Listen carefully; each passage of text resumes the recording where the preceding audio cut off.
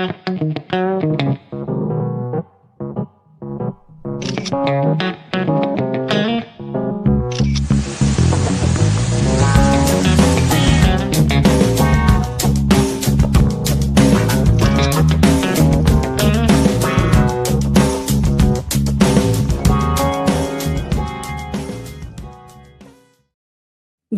afternoon, Crime Crunchies. Thank you so much for joining me today for our It's Crunch Time. I'm so happy to have you for this very, very special podcast edition today. We're going to be talking about Amy Hillyard, and I am so thrilled. I have a special guest. This is an exclusive. I have a actual Oakland resident who has lived in Oakland for many years. And we are going to ask her, she's very familiar with Farley's and the situation.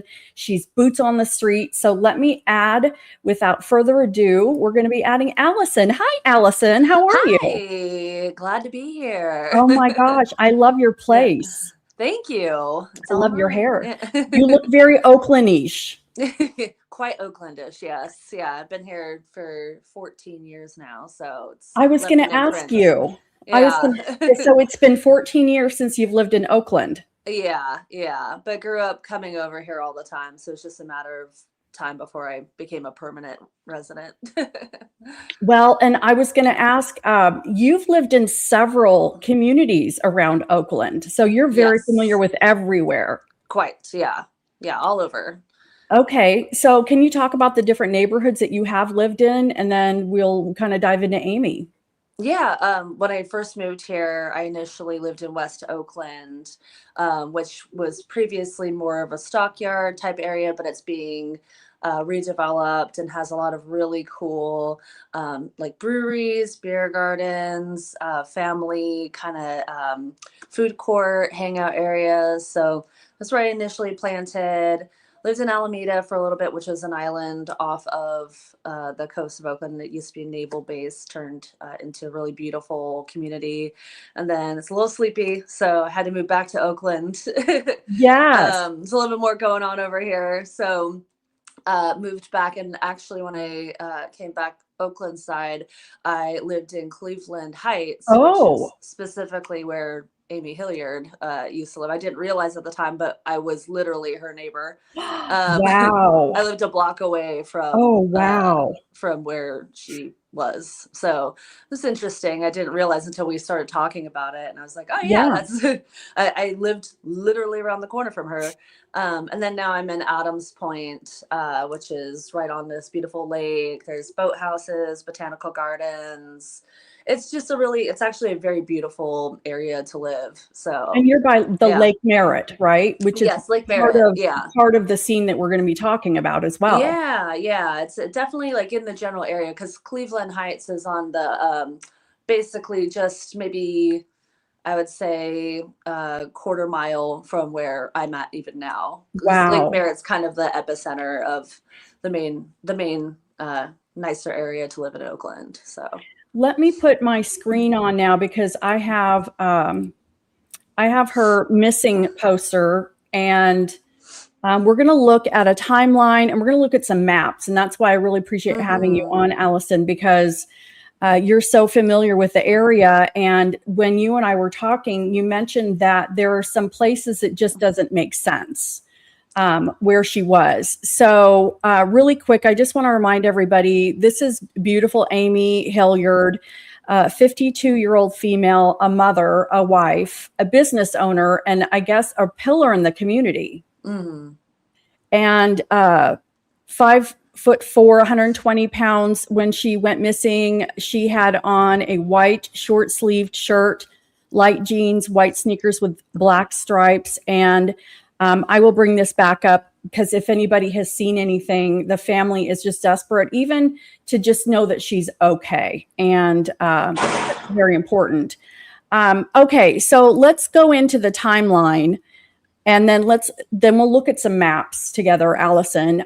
So Cleveland Heights, last confirmed sighting was seen near home. She returned from an earlier BART trip. So when we look at Cleveland Heights, that's this area here. That's correct. Yeah. Okay. And then Lake Merritt, I have Farley's pulled up, her coffee shop. Mm-hmm. Where's the coffee shop located? It's actually close to where I live now. So Okay. I'm probably, I mean, I can almost look at it out my window. Okay. And I So think yeah, you're around here. I'm about a block and a half from Farley's. I walk past Farley's every time I personally take the train into the city.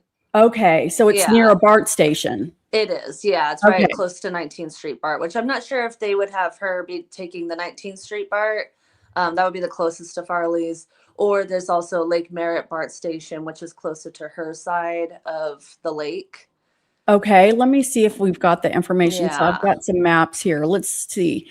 She returned home briefly after a BART trip, confirmed via transactions. Then she took the dog for a walk, and that's probably in Cleveland Heights. She was still Yeah. within Cleveland Heights, Dimond District. Dimond District is a different area.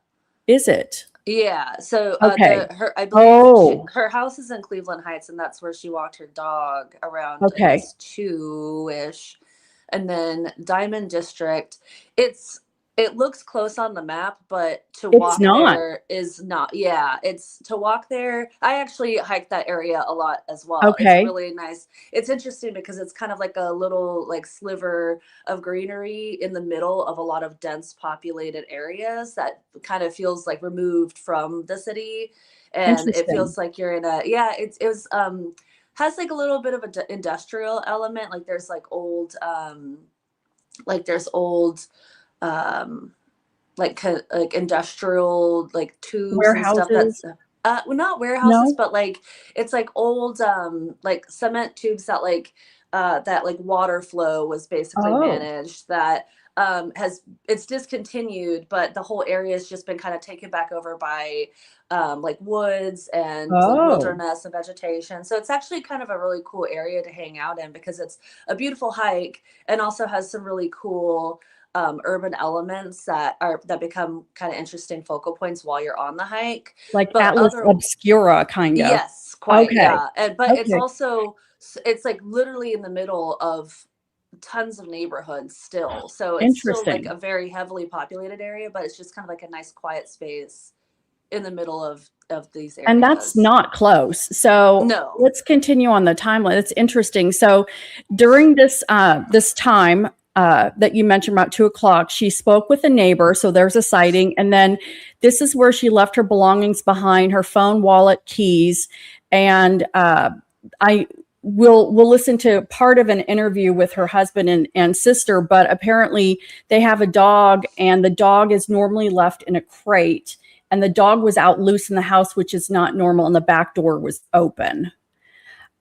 So we have a last verified video sighting, 4:30 p.m. at Dimond Park, and she was on foot. I don't think she had a vehicle. Hmm. Is she on foot that you've heard as well? Yeah, that's what I've also Okay. heard. And for the distance of the area and the time frame, I could see it taking A an couple hours. hour or so. Okay. Yeah, I could see her ending up there in a couple hours. It's just kind of it's like it's not a nice walk to get over there because you're having to cross the highway, and then it's Yeah, not like it's not just a meandering way to go from Cleveland Heights. Cleveland Heights is actually on the top of a hill. really.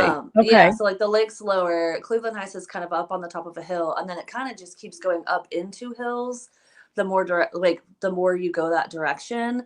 And it's not a relaxing walk. You're having to walk through a lot of like not nice industrial parts to Hmm. get like across like the freeway, and it's not meant to be a pedestrian uh Yeah, thoroughfare. direction to go between Yeah, from that neighborhood to the other.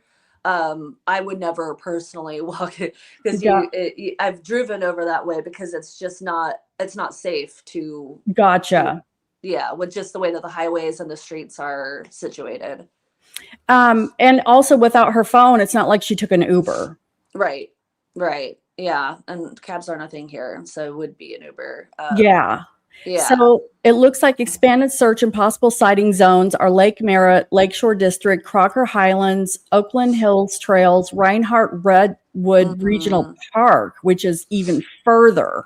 Yeah, that's kind of like when I look at the direction that she was heading.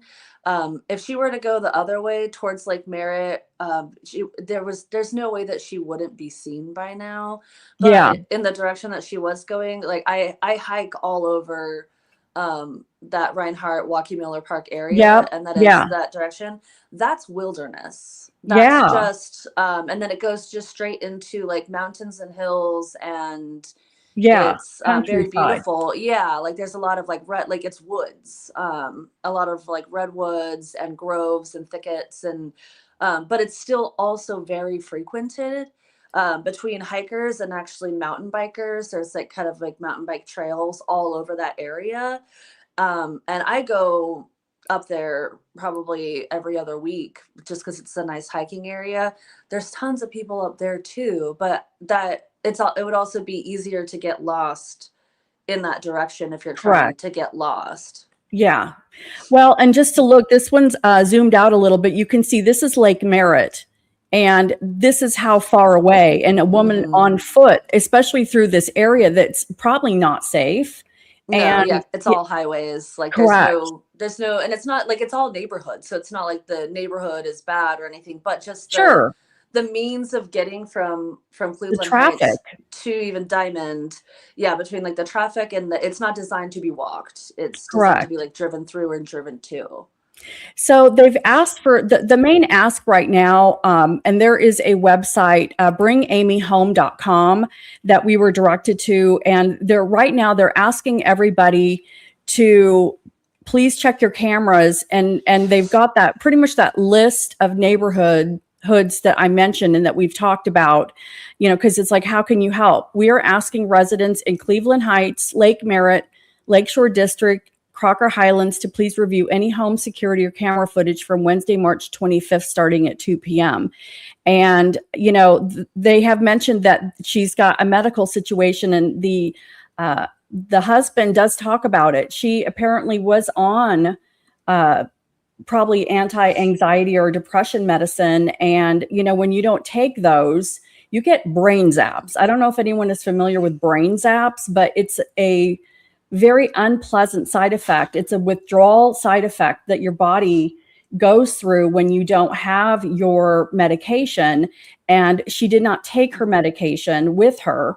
And so she's going to be in a pretty bad way if she didn't take her medication. So it is a mental health issue. And, there's, there should be no stigma talking about that. Mm-hmm. Well, to that point, also, if I think what I've read is that she was going through a lot of like a depressive episode over loss of friends and I Really? believe her dog. And if you're on new medication, it can also have an adverse effect without you realizing, where it actually makes those symptoms, like the depressive symptoms, worse. And that's kind of the direction that I'm like I think that they might be worried about as well, with the way that she just up and left, Yeah. and was in the middle of, therapy sessions and obviously processing some serious grief. So is that what you're kind of hearing then, is that this is Yeah. a mental health crisis I have potentially? a feeling, Okay. yeah, that's because I know when it was initially, they didn't really want to talk about it initially, but then in subsequent releases, they obviously stressed that, she should be continuing to have her medication, and it's a Yeah. problem that she, obviously doesn't have access to it. But the only thing that I'd be curious about is if she switched medications recently, if that exacerbated an already sad issue that she was going through.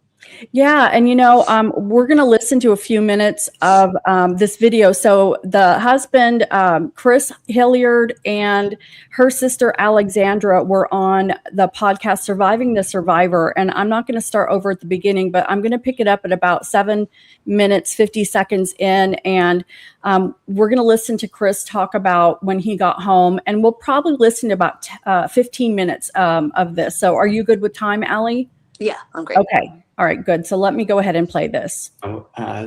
I got home and she was gone, and that's the one concrete thing we know. We don't know why she left or how she left or anything like that.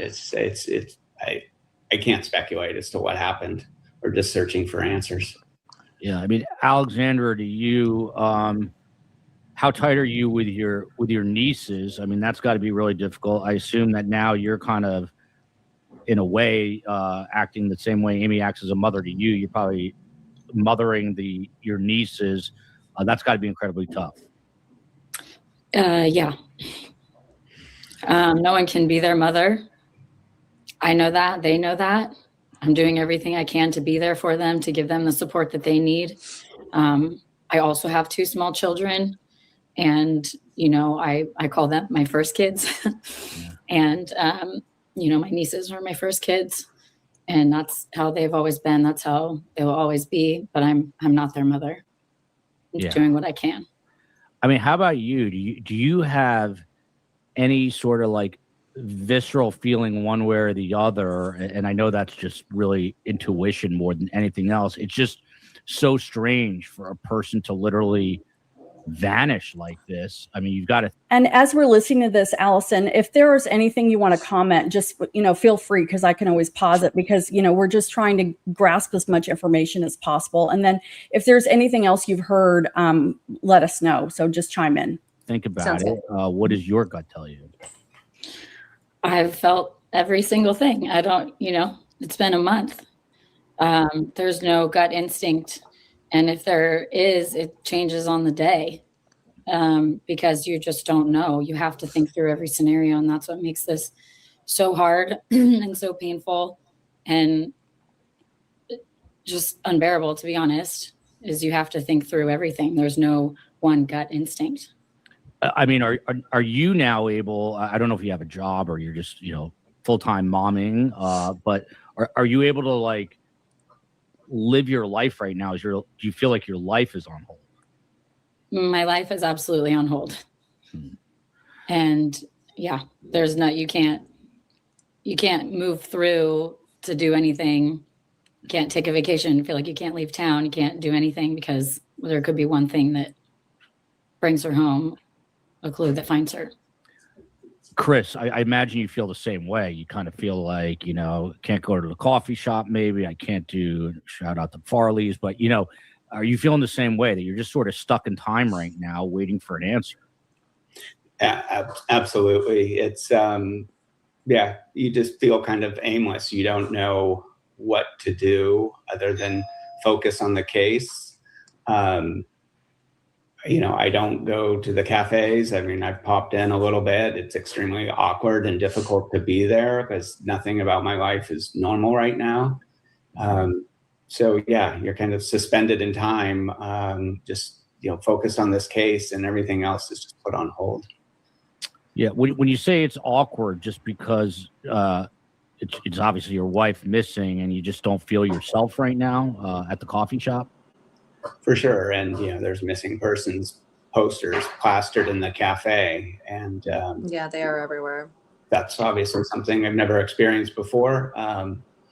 And, employees don't know how to interact. Customers don't know how to interact. I don't know how to interact. It's just incredibly difficult. And you have 2 locations, is that right? You have one in Oakland and one closer to San Francisco, is that right, for Farley's? Yeah, one here in Oakland where we live, and then there's the original locations in San Francisco. So just, I want to get into the timeline, and I know your time, speaking of timelines, is somewhat limited, but I just want to learn a little bit more about Amy. I mean, how do you describe Amy, Chris? I mean, seems like she had a real, like as they say, a joie de vivre, a joy for life, and enjoyed philanthropy, and I've got to think she's out there, but describe her for people who don't know who she is. No, well, she's a beautiful person inside and out. She's the love of my life. She loves to be in community. As I said earlier, she has a consulting practice as well as is the co-owner of the cafes. She has a passion for cooking. She loves to host people at the house and cook for them and share a meal around the table. She's incredibly intelligent. She loves exploring, being out in nature. She's an avid hiker, so we've searched a lot of parks in the area because we know she has a passion for hiking as well.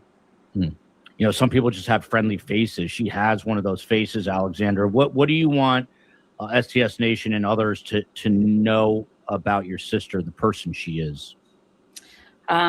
She's incredibly caring. She takes care of everybody. Again, she is older than me and has taken care of me my whole life. And she just is the kind of person that you go to for advice. Not only me, but a lot of her friends and family. And there really just is no one like her. Yeah. And there, Chris, what's the pup's name? That's Bailey. Bailey. And you have one or two dogs? We have one dog. Yeah. One recently passed away due to old age, but so we have one, Bailey. That's the one she was walking. That's what you're mentioning, huh, Allison? Yeah. Yeah. Yeah. So I want to go to that day and shout out to Bailey. We're a very pet-friendly, dog-friendly show here. So if we go back to March 25th, I just want to get some clarity for people in the community. From the reporting that's out there, Chris, you and Amy have breakfast at home, and then you drop her off at a BART station, which is the public transit.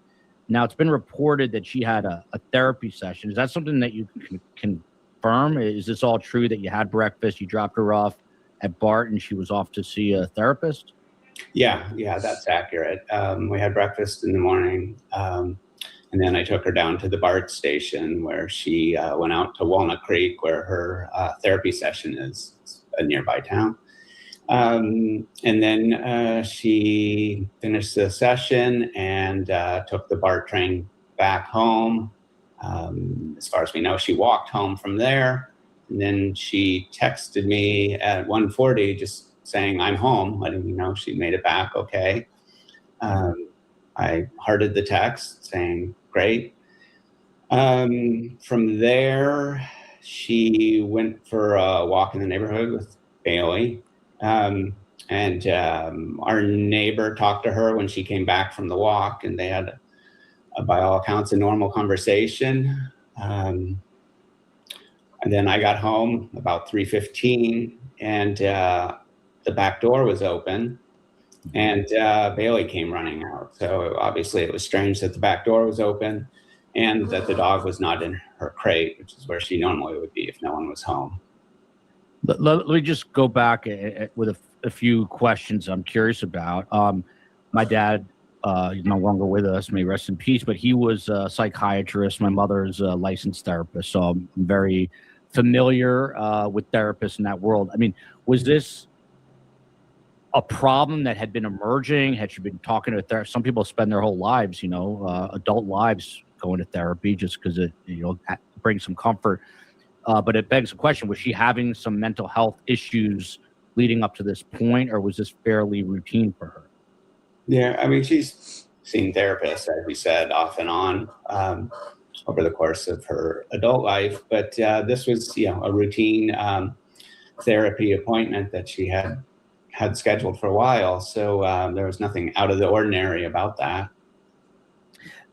Alexandra, I mean, what was your sense of her mental health at the time that she disappeared? I can tell you, I deal with anxiety and, getting down sometimes.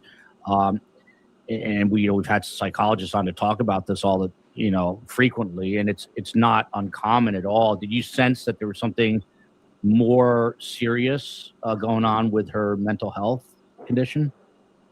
I mean, as we've said, she had anxiety and depression, and I had known that she had been through tough times in the past, and she and I talked about it and, just listened to each other. And this seemed, just like something that she needed some support on. Like I said, she supports so many people, and she had been supporting a lot of people recently for a really long time in really challenging situations. And, I said I wanted to be there for her. And Allie, Yeah. do you know anything about what she's talking about, that Amy had been supporting others? I don't have any more information on that. All I heard was that she did have a recent death of a friend, Okay. along with the death of her dog, but that's really the only information that I've come across. And one thing that I also want to know, because I had asked, her husband how life is for him. I feel like my heart goes out to their entire family, but especially to him, because I keep seeing like comments online of people that live elsewhere that immediately are like, the husband did it. The husband did it. Yeah. There's nobody in this area that thinks that he did it. They don't, like, nobody thinks that it could or would have been him. So I feel especially bad, because that's a thing that generally people jump to that seemingly doesn't apply here. And I can't imagine him having to walk around with like that, like potentially thinking that people would assume that of him while dealing with the loss and the missing, his missing wife. Well, and the thing is there are some statistics, because we've got another case, Nancy Guthrie, and 92% of people who go missing, it is from somebody like a close. And Absolutely. So, yeah, but I mean, and I'm a very skeptical, suspicious person as well. And you can tell when something's sketchy. He does not come off as sketchy at all. No. And there's not any, I'm in, a lot of Oakland neighborhood groups, and it's the last thing that anybody thinks at this point. It does seem like it might just be, something to do with her mental health. And hopefully there was no interception while she was potentially having a crisis. This is all speculative, of course. Of course. Yeah, you just have to hope that she didn't come across like the wrong person, maybe while she was trying to clear her mind. Well, and that's the other fear, I think. And even though police are saying that there's no foul play, I think that they have to say that because there's no evidence to the contrary. Right. I don't know if you're familiar with the Lynette Hooker and Brian Hooker case in the Bahamas right now. Okay, it's a woman and her husband. They have a yacht and they're sailing the Bahamas, and he's saying that she bounced out of a dinghy from rough waters, and it's exactly the opposite of Amy Hillyard's husband, where it's like, no, that is not adding up. Everything he just said is not true. Right. Blah blah blah. Yeah, he is the rule, not the exception. Exactly, and it's really bad. It's really bad. That's rough. But I mean, and Joel, the host of this show, even asks, and it was really awkward. He asked Mr. Hilliard later on, and we're not going to watch that long, but he even says, it has to be hard being under suspicion. And Mr. Hilliard didn't really even address that, and I don't blame him. He shouldn't have to. It's disgusting. And I'm sure that there are, keyboard warriors who are accusing him. But I mean, here's what happens. People who do this are not online looking for their spouse a month after. They're not, because I feel bad because Alexandra talks about how there are hundreds of people missing in Oakland right now. And the PD does not have enough manpower because they're dealing with everyday, stuff.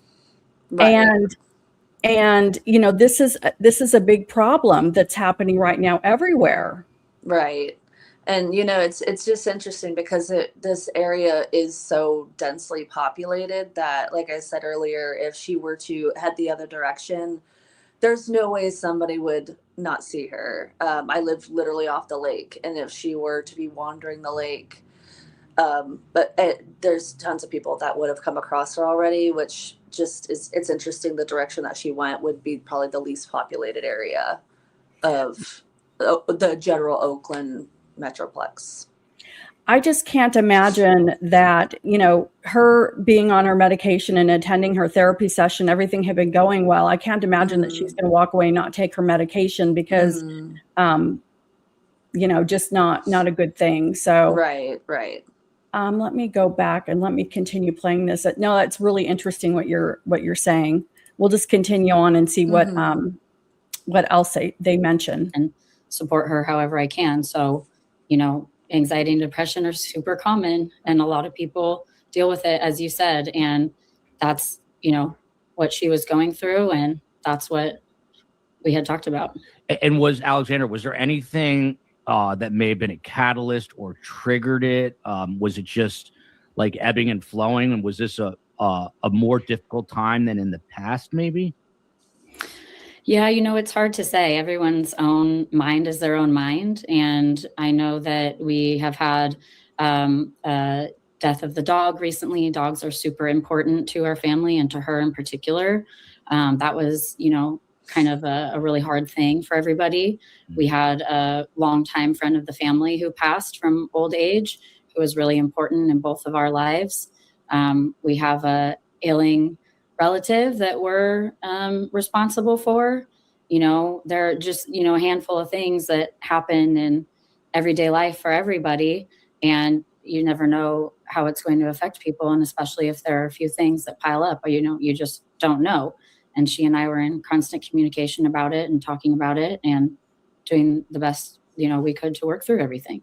Yeah. I mean, Chris, life gets really complicated. You and I are probably similar in age, so I don't need to tell you that. It's not, there's all kinds of peaks and valleys, but and obviously you're a husband, so I'm assuming she confided in you. Did she tell you that this is a particularly difficult time? Like, I'll share stuff with the COE, my wife, and she's like, when has there not been a difficult time? That's a whole other conversation.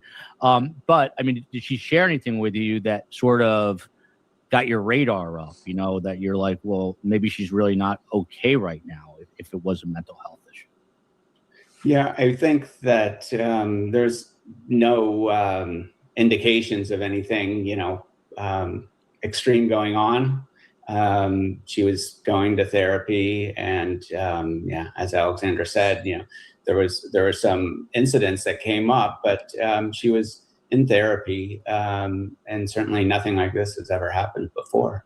Yeah. Someone had a comment, Chris, had she confided in you otherwise that she felt like maybe someone had been following her or watching her from a distance? Did anything like that come up at all in any prior conversations?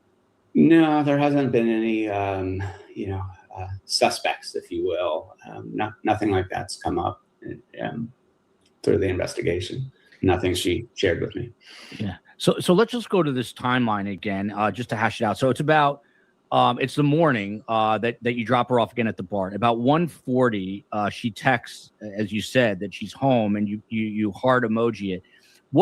From what you know, Chris, what kind of conversation did she have with that neighbor? It doesn't seem like the neighbor was particularly concerned. It seems like it was just like, hey, how you doing? Everything's great. Was that the extent of the conversation? Yeah. This is a close neighbor, almost a friend of ours. So, he shared their conversation. It was about, a short walk for the dog because the dog didn't want to walk that day. And we're talking about furniture that he was building in his garage. So it was, everyday friendly conversation. That's very odd because this week we had Lynette Hooker's daughter on who's looking for her mother, and I asked the same thing I'm about to ask, which is STF. Please share this video widely. Well, and I have a question because I'm wondering because he comes home at 3:30-ish, which is not that much longer after she's seen by the neighbor, and the back door is open and her phone and everything is there. But she's seen on video walking away. So we know that she left the back door open. Right. Possibly, what I would assume is that it's intentionally left open so the dog has access to go out. Yeah. Okay. But that's the only other reason why I would assume that it was left that way. Because listening to that, my knee-jerk reaction was, okay, somebody came and she answered the door and then they got her, but she was seen okay walking. Right. And I have to wonder if, since she had therapy earlier in the day, if maybe something came up in therapy that was upsetting and caused a manic episode. But because, the police are saying that there's no foul play, which is very possible, and just talking, when you lose your pet, that is devastating. Okay. It sounds like the person that passed away that was close to them was older. And while that is painful, if they're old or elderly, that's not expected. It's expected. Yeah, it's not unnatural. Yeah. It's not a traumatic passing. Right. And somebody else was sick. So, I mean, who all are you talking to in the community? Because I know you do a lot of events. Where are you hearing a lot of this information?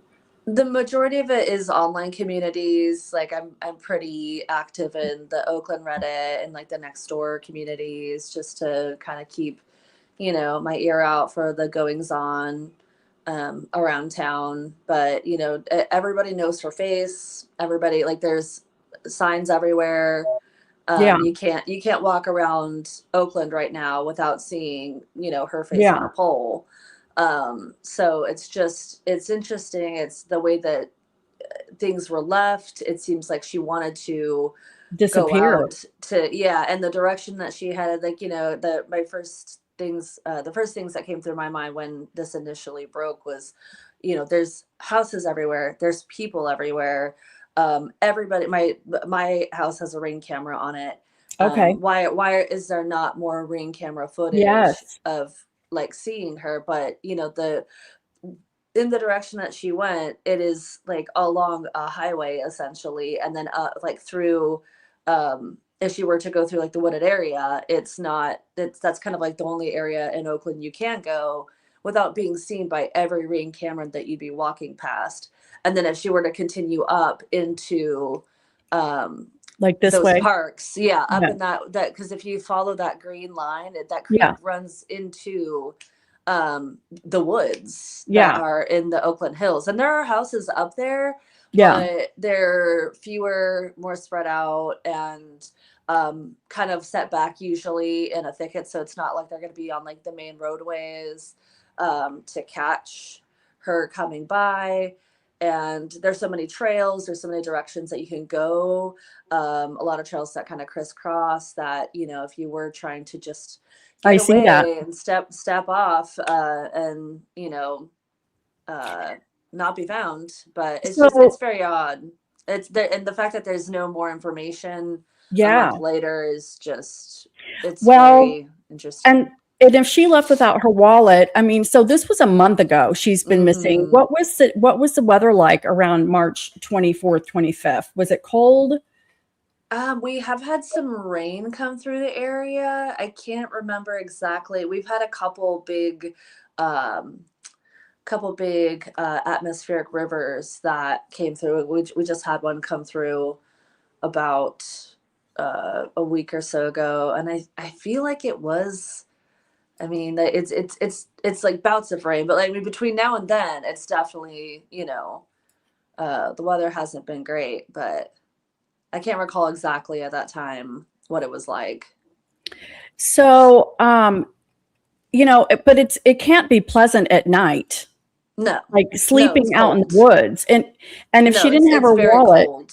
It gets down okay, into the 40s even in the summer out here. wow, So yeah, it's because it's we're in a temperate climate. We're in kind of a microclimate of sorts that's protected by the bay. So on this side of the mountain side that we're on, it stays around 60, 70 during the day, 50s to 60s in the winter and spring, and then in the evening times throughout the year, it can get down into the 40s and stay in the 40s, even if it's July or August. On the other side of the mountain, it's about 10 degrees warmer. But that's a long and hard walk. Well, and if she didn't have any money, she didn't have food or a drink Right. with her. Yeah, nothing on her. So do you get the feeling that she could have just walked into this area? Are there like canyons or hills where she could, if she say she passed away, okay, could she be found, or would it be hard to find her? I mean, there's a lot of thickets, and yeah, there are canyons. It's basically like in the Dimond Park area.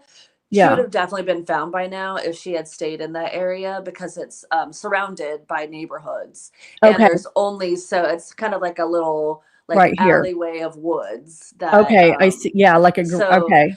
Yeah, and it's just a creek that has one hiking trail that you kind of follow along, and there's like a couple offshoots, but for the most part, it's just one general area.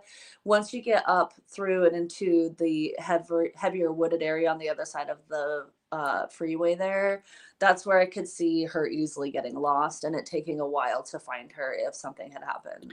So how do you cross if she's in Dimond Park and she's following, this green path and Right. would you go under the highway? Yes. Yeah. There is So a way. So it overpasses over that area. It I does. believe. Okay. Yeah, so she could have just hiked along that and then continued Yeah, to kept hike going. into like Reinhardt and Walking Miller, that whole area. But like I said, that whole area is also very frequented, and so if That's she what had you stuck said. to the trails, Mhm. she would have also been seen by now and found by now. So, but there are ravines. There's For her to go off. and it's all hill. Like she's going into the mountains at that point, and Oh it's my very God. steep. There's parts that are very steep, that you're kind of like hiking along like a steep drop off that, it would be hard to be found if you were to like go down into the ravines off of If those you trails. wanted to disappear and just go off, so this is a good place to go. It would be the direction you'd want to head You'd because wanna that'd go. be the least seen. Because like I said, any other direction is heavily populated Yeah. and neighborhoods. And like I said, every other door in these neighborhoods has a Ring camera Yeah. in and around my neighborhood and that area as well. So, Do you know if they've searched this? oh yeah. They have. Yeah, Okay. last I heard, because that's where she was last seen. Last I heard, they've had like a couple hundred folks out there actively looking. So, Well, and they're still ongoing. And what I started to say earlier is that it sounds to me like most of what's happening now at this point is what the family and what volunteers are putting together, just because the police department, because there's no foul Yeah. crime, it's not like, right, which right. you can't really blame them until right, more evidence comes out. Then yeah, or any other information, but there Yeah. isn't any information that's coming out of this, despite having rewards, despite having her face everywhere. Anybody, if at this point, if somebody would have seen something, it would have Correct. definitely come up. So it seems like could be she headed in a direction where she didn't want to be seen. Gotcha. And maybe she wanted to have some personal space in some capacity. Well, and if she's up there, I mean, an accident could have happened. Although I Mhm. can't believe that she would leave without her wallet. Mm-hmm. I could see maybe without her phone, but I mean, I don't know, it just seems to me like Yeah. she knew what she was doing, and this Right. is intentional. Yeah. Yeah. And which is, really sad to think about and Yeah. to imagine, I being agree. in that kind of headspace. But, like I said, like there's just no more information coming in a month Well- later. So you can only speculate. Well, and you have to think that people are really good at putting on, an act of happiness, especially if she's a face in the community, Mhm. And you don't know what's going on inside. Right. You And know? usually the people that it's sad to talk about, but like the people that sometimes end up found in, and that they have unalived themselves, like Yep. there are no signs leading up to it because they don't want to be stopped. It's not, Correct. they've just made the decision and then they just go for it. So, to be a pillar of the community, to have all this stress, to have, you could, if you have a clinical depression, it's a really hard headspace to manage, I could imagine. So, Well, I don't know, but will you keep us updated on what you hear? Because yeah, we really would like her found. And, absolutely. I hope that anybody who's missing or has a loved one missing, it's too bad that only certain folks do get attention, Mm-hmm. you It's know, so true. which is sad because there's so Right. many people who do need attention and help, Right. Yeah. And certain ones for some reason get picked up and others don't. Yeah. So. Yeah. So, but yeah, I'll let you know if I hear anything else. But yeah, that's not much coming through, unfortunately, aside from what we already know now. But Yeah. Awesome. Well, hang Yeah. tight. I want everybody to, thank you so much for joining me for today's Crime Crunchy. Thank you so much, Yeah, Allison. absolutely. We'll have you back. Hopefully we have an update of something so the family gets resolution. Absolutely. All right, well, thanks for having me. Absolutely. And everybody, Thanks. thank you. We'll catch you on the flip side, but please remember to subscribe, like, and share. So we'll talk to you all later. Thanks so much, Allison. Thanks. Thanks. Bye. Bye-bye, everyone.